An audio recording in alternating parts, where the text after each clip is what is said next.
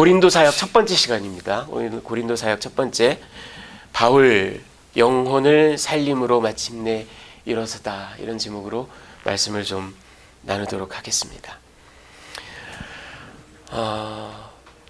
마른 하늘의 날벼락이 아니라 유리창이, 여러분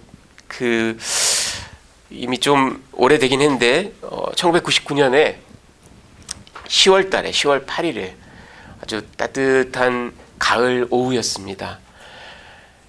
애나 플로레스라는 여성이 있었어요. 그때 당시 나이가 36이었다고 합니다. 여러분 일리노이 시카고 도시 아시죠?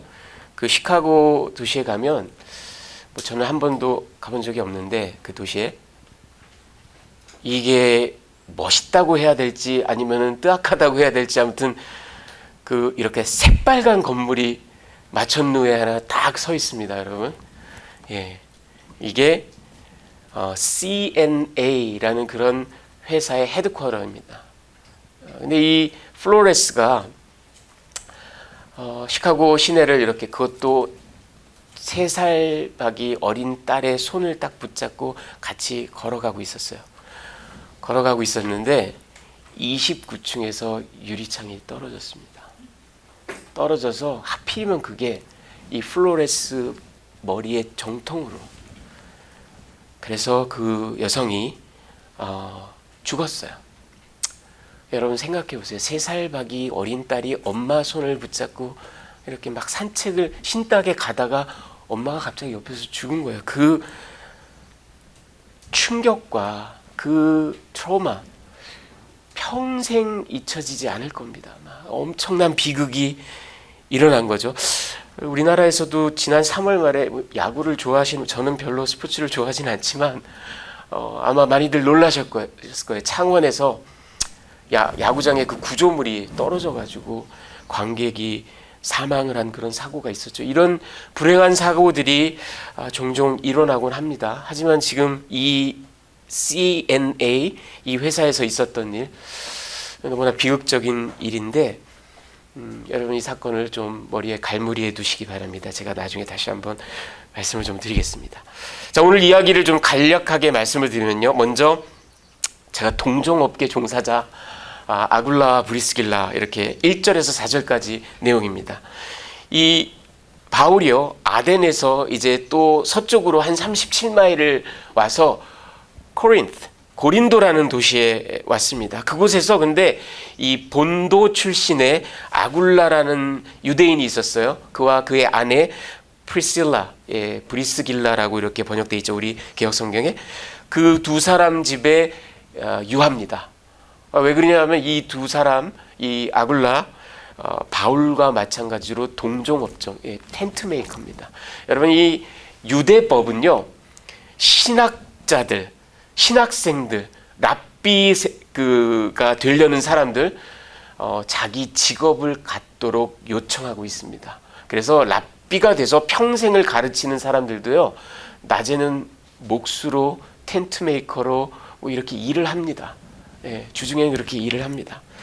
그래서 사도 바울이 이 사람들을 찾아가서 그들과 함께 유하며 이제 자비량으로 본인이 스스로 주중에 일을 해서 셀프 서포팅을 하면서 그렇게 주중에는 일하고 안식일에는 또 회당에 가서 강론하고 예수를 증거하고 유대인들에게, 그리고 회당에 나오는 그 God fearer들이라 그랬죠. 그 헬라인이지만 유대교를 믿는 사람들에게 이제 열심히 복음을 전했습니다. 자, 그리고 이제 5절부터 8절까지는 고린도 사역의 새로운 국면이 펼쳐집니다. 이제 드디어 실라와 디모데가 고린도로 와서 합류를 합니다. 자, 그러자 사도 바울이 텐트 메이킹 하던 것을 중단을 합니다. 그리고는 풀타임으로, 전적으로 말씀 사역에 매진합니다. 그러자 유대인들의 핍박과 이 NIV에 abusive해졌다, 그렇게 나와 있는데, 유대인들의 반대와 핍박도 같이 심해집니다. 그래서 사도 바울이요, 옷의 먼지를 다 털면서 너희의 피가 너희 머리로 돌아갈 것이다. 그리고 유대인들에게 절연을 딱 선포하고 나는 이제부터 이방인에게 간다. 그리고는요, 바로 그 회당 옆집에 디도 유스도라는 헬라인이 있었어요. 이 사람 이제 회심한 사람입니다. 이 사람 집으로 갔어요. 이 사람 집을 말하자면 고린도 교회로 삼은 겁니다.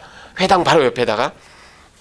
그리고 또 어떤 일이 있었냐면 그 유대인들의 거점인 회당, 그 회당의 제일 높은 사람인 회당장 그리스보라는 사람이 있었는데 그 사람과 그 온 식솔이 가족들이 전부 다 예수를 영접하고 이렇게 침례받고 그런 일이 또 일어납니다. 성경 기자 누가가 수많은 고린도 사람들이 믿고 침례를 받았더라 이렇게 얘기하고 있습니다. 자, 그리고 이제 마지막으로 9절부터 11절에 예수의 약속이 나옵니다. 밤의 환상 가운데 예수께서 사도 바울에게 나타나십니다. 그리고는 그에게 두려워하지 말아라. 그리고 침묵하지 말아라. 담대하게 계속 말씀을 전해라. 내가 너와 함께 하겠다. 그리고 아무도 너를 해하지 못할 것이다. 이렇게 말씀하십니다. 그리고는 이 성, 고린도 이 성 중에 내 백성이 많다. 이렇게 말씀을 하십니다. 자, 그래서 사도 바울이 고린도 성에 1년 6개월을 머물면서 계속해서 담대하게 말씀을 전했습니다. 자, 오늘 이 본문을 가지고 제가 여러분께 두 가지 메시지를 좀 전해드리겠습니다.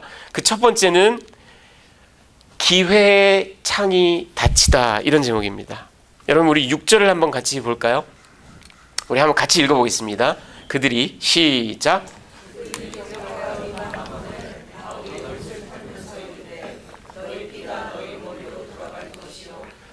깨끗하리라. 이후에는 이방인에로 가리라 하고. 자, 여기 위에 보면 여러분 바울이 옷을 털면서 이런 얘기를 하죠. 이게 무슨 일인가? 이게 무슨 좀 기괴한 Jewish custom 그 behavior인가? 이렇게 생각하실 텐데 이거는 여러분이 회당에서 내가 거기서 강론하고 뭐 회당에 뭐 날아다니는 먼지 이런 게 옷에 묻었잖아요. 싹 다 난 니네하고는 끝이다. 이겁니다. 예, 그래서 이게 바울이 느닷없이 한 게 아니라요. 여러분 바로 우리의 주 예수 그리스도께서 누가복음 9장 5절에 보면 제자들을 전도자로 파송하면서 누구든지 너희를 영접하지 아니하거든 그 성에서 떠날 때 너희 발에서 먼지를 다 털어버려라. 여기와는 끝이다. 예. 그들에게 증거를 삼아라. 이렇게 우리 주님이 이런 말씀을 하셨어요. 그리고 이것도 예수께서 느닷없이 말씀하신 게 아니라 에스겔서 33장 33절 4절에 보면 그 유명한 파수꾼 비유가 나옵니다. 그런데 그 파수꾼이 막 나팔을 불고 경고를 하는데도 말을 듣지 않고 그냥 쿨쿨 자고 그러다가 칼 맞아서 죽으면 그 피가 자기의 머리로 돌아갈 것이다. 이렇게 이미 구약시대에 하나님께서 이렇게 말씀하셨어요. 그러니까 이거는 복음의 메시지 또는 경고의 메시지, 하나님께로 돌아오라는 하나님의 간곡한 청원을 끝까지 거부하는 족속들에게 너희에게는 기회가 끝이 났다 라는 그런 선언적인 행위이고 표현입니다. 바울이 이런 선언적인 행위를 하고 제스처를 하고 말도 실제로 너희 피가 이후로는 너희 피가 너희 머리에게로 돌아갈 것이다. 나는 이방인에게로 간다. 그리고는 이제 회당을 나오죠. 말만 그런 게 아니에요. 제스처만 그렇게 한 게 아닙니다. 7절에 보면 디도 유스도라 하는 아까 말씀드린 그 사람 집을 이제 교회로 삼았다 그랬는데 그 집이 회당 바로 옆이래요. 여러분 이 비유가 좀 죄송하긴 하지만 여러분 말하자면 이런 겁니다. 한창 잘 되는 고깃집이 있는데 그 고깃집 바로 옆에다가 내가 원조야. 원조 고깃집 바로 옆집에다가. 예. 그리고 8절을 한번 보세요. 그걸로 끝난 게 아니라 그 회당이 유대인 정통 유대인들의 본거지 아닙니까? 거기에 제일 그 회당 일을 맡아 사무를 보는 회당장 그리스보와 그의 온 가족을 다 회심을 시켰어요. 다 세례 침례를 주고. 이것도 좀 비유를 하자면 여러분 비유가 좀 그렇긴 한데 예. 상대 정당 민주당이 공화당 당 대표와 그 계파를 싹 다 데리고 온 거랑 마찬가지. 이게 좀 너무 심한 거 아니냐? 너무 요즘 시쳇말로 하는 상도의가 아닌 게 아니야. 여러분, 복음은요, 기쁜 소식이고 은혜와 자비의 이야기인 게 분명하지만 제가 늘 여러분께 말씀드린 것처럼 복음은 한편 생각하면 무시무시한 이야기입니다. 삶이냐 죽음이냐, 영생이냐 영벌이냐, 기로의 선거예요. 엄청난 이야기예요. 무서운 이야기가 바로 복음입니다. 어쩌면 사도 바울은 그 이전까지는 천막을 만들면서, 텐트 메이킹을 하면서 다분히 얌전히 수위 조절을 해가면서 회당에 나가서 이성적으로 조곤조곤 구약 성경을 봐라 뭐 이래가면서 그렇게 증거를 했을지도 모릅니다. 그리고 그 기간이 어쩌면 수개월이 지났을지도 몰라요. 우리는 정확하게 알 수는 없어요. 1년 6개월이라는 기간이 있었으니까 몇 개월 있었을 겁니다. 충분히 기회가 있었어요. 그런데 저들은 듣지 않습니다. 끝까지 거부합니다. 더군다나 이 시점이 되어서 이제 아주 어뷰시브해졌다 그랬어요. 아주 강력하게 핍박하고 난리를 칩니다. 그렇게 사악하게 나올 때 사도 바울이 이제 그만 발에 먼지를 털듯이 옷에 먼지를 다 털고 그렇게 절연하며 그렇게 나아갑니다. 이런 무리에게 그 기회의 창이 끝났기 때문에, 윈도우가 닫혔기 때문에, 인정사정 볼 것 없고, 여러분 이게 무자비한 얘기인 것 같고, 아니 그래도 끝까지 그렇지 않아요.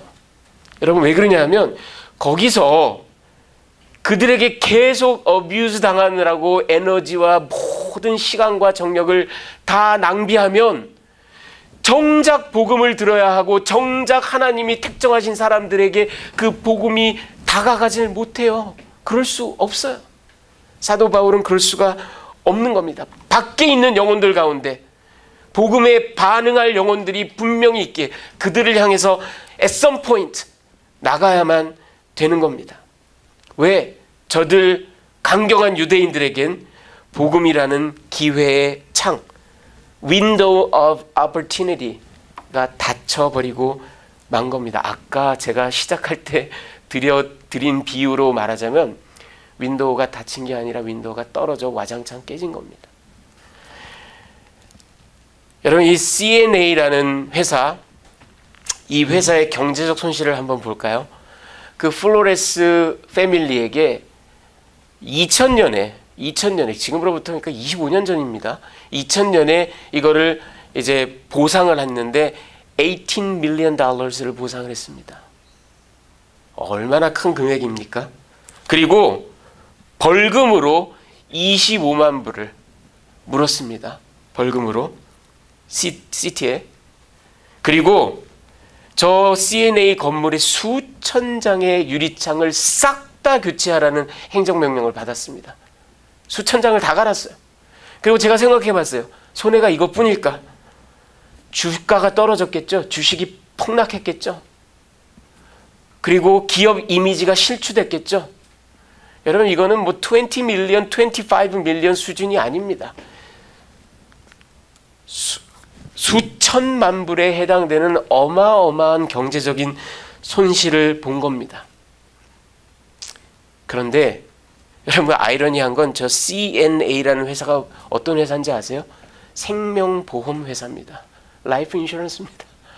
가장 안전에 유의해야 될 회사가 이런 어처구니없는. 그런데 여러분 이 일이 왜 센세이션을 일으켰냐면요. 그 뒤에 발표가 됐어요. 그 29층에서 떨어진 그 유리창 이미 4개월 전에 이게 건덩건덩거리고 수리를 하지 않으면 안 된다는 걸 알고 있었어요. 알고 있었는데 저들이 빌딩 다른 프로젝트가 더 프라이어리티가 있다고 그냥 그걸 4개월 동안 내둔 거예요. 4개월 동안 윈도우가 있었어요. 여러분 제가 말씀드린 이 수천만 불에 해당되는 이 돈을 저들은 세이브할 수 있는 윈도우가 무려 4개월이나 있었습니다. 그리고 그보다 사실은 더 중요한 건 30대 중반에 이제 한창 되는 젊은 여성 플로레스의 삶을 구할 수 있는, 그녀의 생명을 보존할 수 있는 그런 기회가 무려 4개월이나 있었어요. 윈도우가 열려 있었어요. 그보다 더 중요한 건, 여러분 어찌 보면 좀 이 플로레스는 그냥 지나가다가 그걸 머리에 맞고 아마 고통도 거의 느끼지 못하고 직사를 했을 겁니다.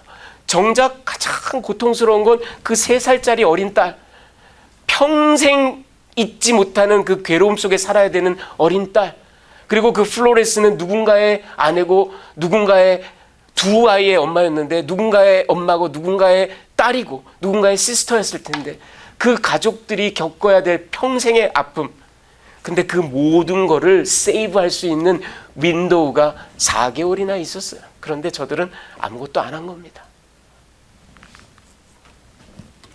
여러분, 기회의 창, 복음은요 아주 심플리파이해서 얘기하면 경제적 효용입니다. 내가 뭘 희생하고 뭘 내고 뭘 얻는가. 복음은요 아주 심플리파이해서 얘기하면 경제적 비용, 코스트의 이야기입니다. 내가 무엇을 지불할 것인가, 무엇을 sacrifice 할 것인가.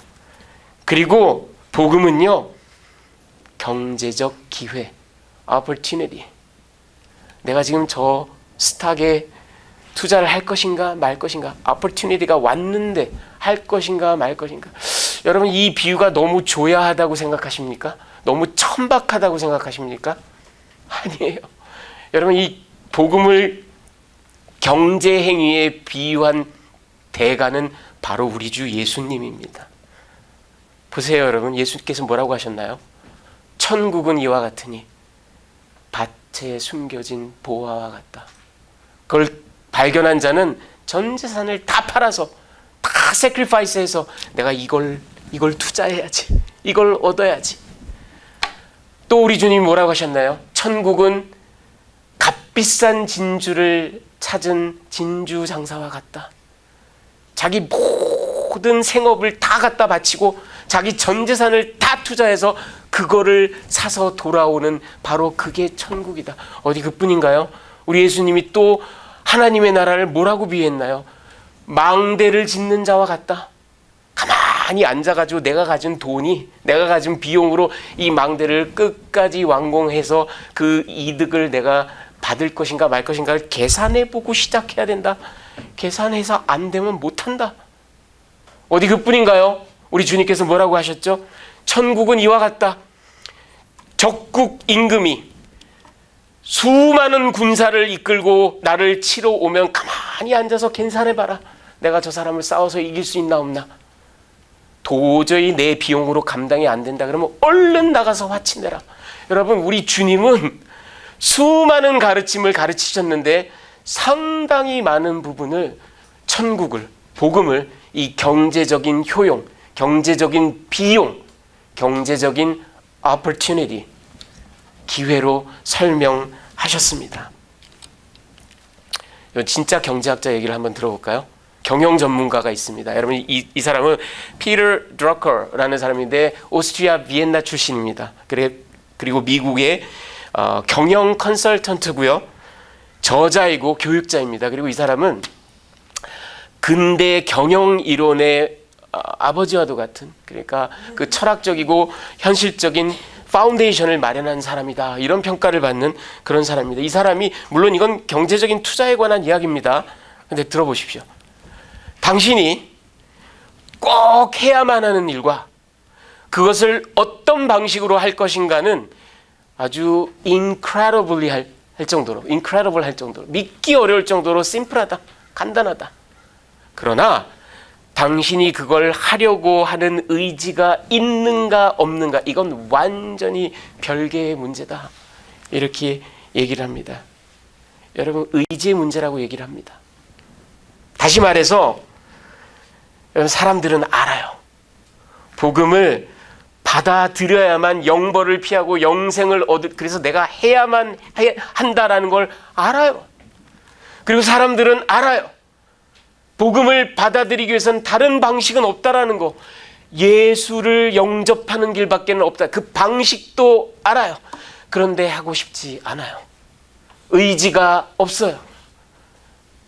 의지가 없어요. 자, 그런데 여러분, 사람들이 철저히 오해하고 있는 게 있습니다. 그건 뭐냐 하면, 우리가 이 의지의 문제라고 생각하는데, 할 것이냐 말 것이냐, 의지의 문제라고 생각하는데, 이 의지의 문제를 철저히 오해합니다. 나의 경험, 나의 이성, 내 감정, 내 주체적인 판단.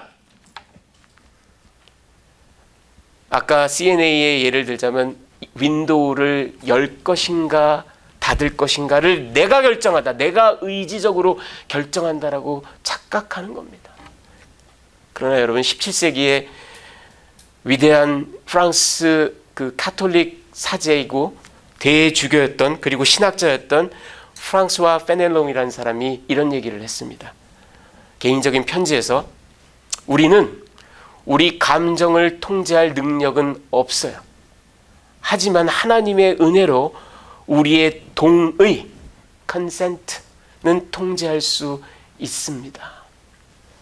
여러분, 무슨 얘기냐 하면, 복음은 여러분, 내가 주체적으로, 내가 의지적으로, 내 경험으로, 내 이성으로 내가 창문을 열 것인가 말 것인가, 그 창을 열고 들어갈 것인가 말 것인가. 사람들은 그렇게 생각해요. 그래서 이건 나의 의지의 문제라고 생각해요. 하지만 페넬롱이 뭐라고 합니까? 우리는 컨센트만 할 뿐입니다. 창문을 여는 존재가 아니에요. 복음을 제시하는 존재가 아닙니다. 우리는 받아들이는 존재입니다. 우리는 동의하고 승낙하는 존재입니다. 아니, 더 엄밀하게 얘기하면 우리는 굴복하는 존재입니다. 무장해제 당하는 존재입니다. 여러분, 복음이 그렇습니다. 복음을 접할 때, 여러분, 아직 나에게 시간이 있겠지. 뭐 한 10년 있다가 복음을 받아들이지. Who knows? 나에게 열린 창문이 4개월에 끝날지 4년에 끝날지 40년에 끝날지는 아무도 몰라요. 우리는 창문을 열고 닫는 존재가 아니라고요. 우리는 거기에 반응하고 컨센트하고 그리고 굴복하고 복종하는 존재입니다. 저들 유대인들은요, 여러분, 저들 유대인들은 철저히 나의 의지로 하나님께 다가간다, 하나님께 의롭다 칭함받는다, 나의 율법으로, 나의 행위로 똘똘 뭉친 사람들이에요. 저들에겐 이 복음의 메시지가 들어가지 않아요. 그리고는 복음의 그 윈도우는 저들에게 닫혀버리고 맙니다. 자, 여러분, 이게 복음입니다.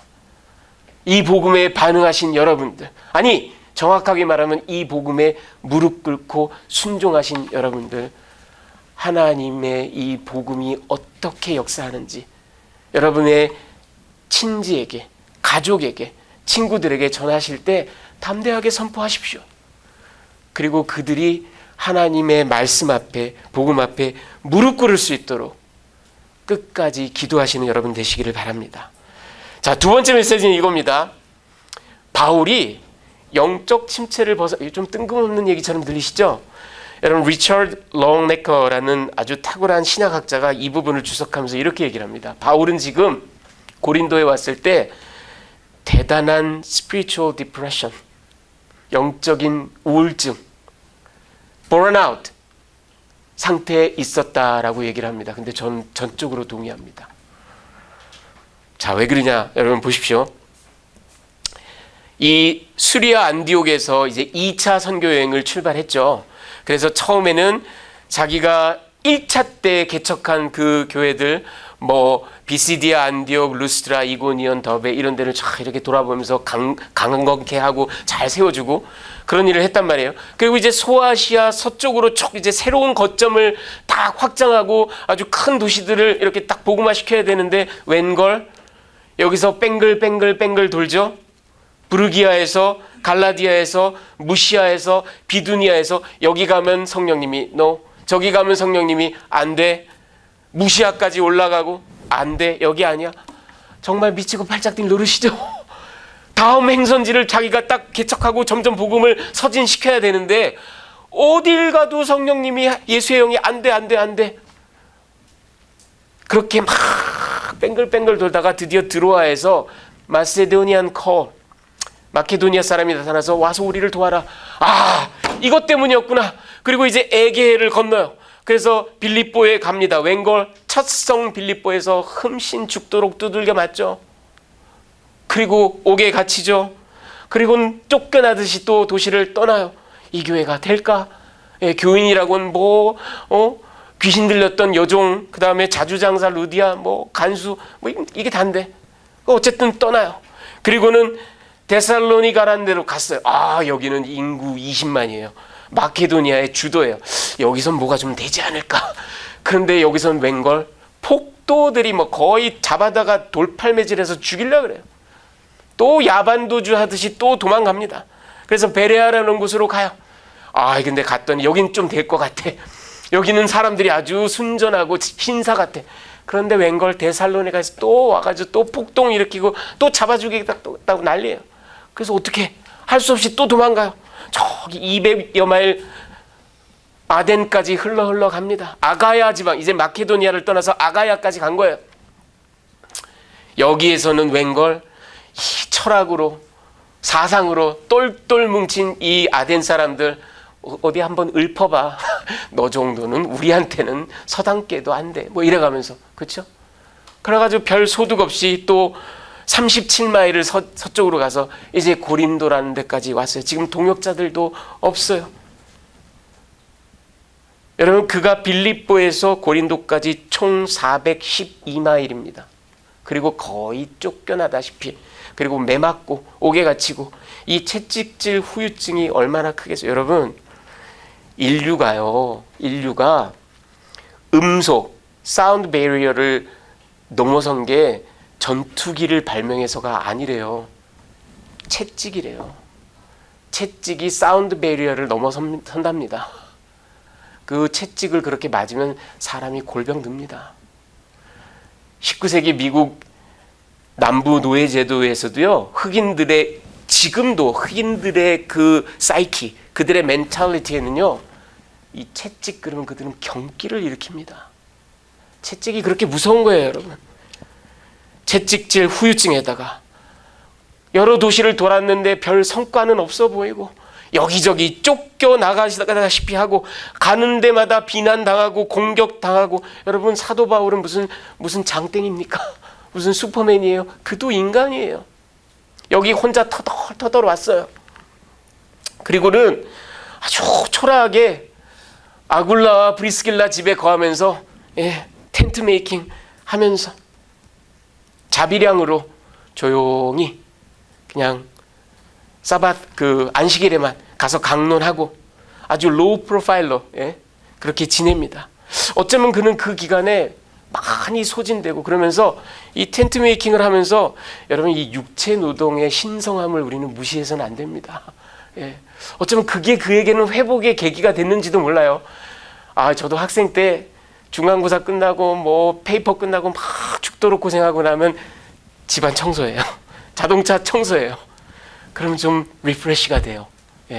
우리 사도 바울도 어쩌면 그 육체 노동을 하면서 좀 회복의 계기가 됐는지도 모릅니다. 그런데 여러분, 사도 바울도 갈라디아서 6장 6절에 보면, 한번 같이 읽어볼까요? 가르침을 시작.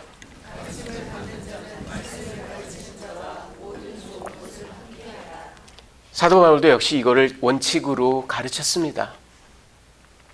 구약에도 나와 있는 율법이고요. 그래서 말씀을 전하는 사람이 말씀 전하는 일에만 전념할 수 있도록 서포트를 받는 것이 당연하다, 그렇게 이야기합니다. 하지만 사도 바울 자신이 필요하다면, 그리고 여건이 되지 않는다면, 그리고 복음 진전에 이게 더 도움이 된다 싶으면 기꺼이 일을 했습니다. 말하자면 상황에 맞춰서, 그리고 복음의 진전에 도움이 된다면. 자, 그런 사도 바울이요, 여러분, 이 육체 노동을 하면서 어떤 계기를 통하여 그의 영적 침체에서 완전히 벗어나는 그런 기회가 옵니다. 세 가지를 통해서요. 네, 그걸 제가 좀 설명을 해드릴게요. 먼저 돈입니다. 펀드. 두 번째는 확증이에요. confirmation입니다. 그리고 세 번째는 약속. 이게 점점 더 중요한 순서로 이렇게 제가 정했습니다. 첫 번째가 제가 돈이라 그랬죠. 펀드라 그랬죠. 여러분 디모데와 실라가 고린도에 도착했다 그랬죠. 여러분 디모데는 사실은 베레아에서 헤어졌잖아요. 아덴으로 이미 합류를 한번 했었습니다. 사도 바울과. 그런데 사도 바울이 두고 온 데살로니가 교회가 또 생각나는 거예요. 그래서 빨리 가서 데살로니가 교회 좀 살피고 와. 데살로니가로 또 냅다 갔어요. 거기에서 어쩌면 빌립보까지 거쳤을 수도 있고요. 아니면 실라가 빌립보를 거쳤을 수도 있고. 그래서 저들이 고린도로 이제 오래 지나서 합류를 한 겁니다. 그때 이 동역자들이 뭘 갖고 왔냐면요. 빌립보 교회에서 헌금을 했습니다. 바울의 사역을 위해서. 그 헌금을 가지고 왔어요. 그래서 여러분 5절 말씀을 보십시오. 하나님의 말씀에 붙잡혀 이런 얘기가 나오죠. 예, 이게 스네이케토토 로고 이 말인데 이게 뭐냐면 constrained by the word 그런 말이에요. 그러니까 월드에 이제 완전히 익스클루시브하게 완전히 붙잡혀서 이렇게 할 수 있었던 이유가 뭐냐하면 빌립보로부터 헌금이 왔기 때문에 이제 텐트 메이킹 하는 일을 이제 그만둬도 됐기 때문에 그만두고 그냥 전적인 말씀 사역에 매진을 했던 겁니다. 여러분 빌립보서 4장 15절에 보면 내가 마게도냐를 떠났을 때 아가야로 왔잖아요. 마게도냐를 떠나서 마게도냐를 떠났을 때 나를 후원한 교회가 너희다. 이런 얘기를 합니다. 그 돈이 온 겁니다. 그래서 전적으로 말씀 사역만 할 수 있었기 때문에 그가 이제 새로운 국면에 들어서고 그가 더 용기를 얻을 수 있었던 겁니다. 아닌 게 아니라 이때 이후로 그의 말씀 선포가 훨씬 더 적극적이고 훨씬 더 공격적으로 바뀌었어요. 자, 두 번째는 제가 confirmation이라 그랬죠. 저 디모데와 사실은 돈보다 더 중요한 건데 디모데와 실라가 오면서 또 가지고 온 게 있어요. 그게 뭐냐면 소식입니다. 소식. 데살로니가 교회로 보냈다 그랬잖아요. 저 교회가 될까? 예, 내가 내빼다시피 도망왔는데 저 교회가 될까? 그런데 웬걸 이 동역자들이 왔는데 데살로니가 교회가 지금 잘 성장하고 있습니다. 말씀 위에 굳건히 세워져 가고 있습니다. 바울이 감격했어요. 오죽 감격했으면 그 고린도에서 그 소식을 듣고 데살로니가 전 후서를 썼잖아요. 예. 여러분 이게 바울을 더 확실하게 세워준 겁니다. 바울은요 여러분 어떻게 보면 육체적인 피로, 매질 후유증, 유대인들의 핍박 뭐 그거 한두 번 겪어요 바울이. 그렇죠? 그런데 두고 온 빌립보 교회, 데살로니가 교회 이게 정말 될까? 나는 보지 못하고 떠났는데 웬걸 하나님께서 동역자들을 통해서 당신이 뿌린 씨앗이 굳건하게 뿌리를 내리고 있더이다. 하나님께서 당신의 사역을 컨펌 하십니다. 확증하십니다. 여러분 사역자에게는 와 이거보다 더 큰 게 없습니다. 이거보다 더 큰 게 없어요. 이거 하나면 다른 거 다 부족해도 다시 벌떡벌떡 일어나는 게 전도자들이고 사역자들이고 선교사들입니다. 세 번째가 프라미스라 그랬죠. 약속이라 그랬죠. 여러분 예수께서 환상 가운데 나타나셔서 세 가지를 프라미스를 하시는데 제가 다 PPP 이렇게 presence 내가 너와 함께 하겠다. 그리고 protection 아무도 너를 해하지 못할 것이다. 그리고 이 성중에는 나의 백성들 people 나의 백성들이 그걸 백성들을 네 손에 붙여주겠다라는 말씀이거든요. 여러분 사도 바울을 벌떡 일으킨 건 이 프라미스 그 가운데도 저는 특별히 저 세 번째 people 왜 그러냐면요 여러분 보세요. 아까도 말씀드린 것처럼 매질당하고 피곤하고 힘들고 괴롭습니다. 공격당하고 하지만 그가 영적 침체에서 벗어날 수 있고 벌떡 일어날 수 있는 건 그의 사명. 이 성에 내가 택한 백성들이 많다. 그리고 그 백성들에게 복음을 전할 자는 내가 선택한 너다. 바로 이 하나님의 선택, election. 이 선택이 있는 한, 이 택정하심이 있는 한 나는 결코 주저앉을 수 없다. 나는 다시 일어난다. 여러분, 오랜 시간이 지나서 영국의 감리교 목사이면서 구세군을 창설했던 그 윌리엄 부스라는 사람이 이런 얘기를, 기도죠 말하자면, 이런 기도를 했습니다. 들어보십시오. 나는 너무 지쳤지만 그래도 계속해야만 합니다. 내 뼛속까지 말씀으로 불타오르기에 오 하나님, 제가 무슨 말을 하리이까? 영혼들, 영혼들, 영혼들. 내 마음은 영혼들로 가라나이다. 여러분, 윌리엄 부스가 이 정도였다면 사도 바울이 어땠겠어요?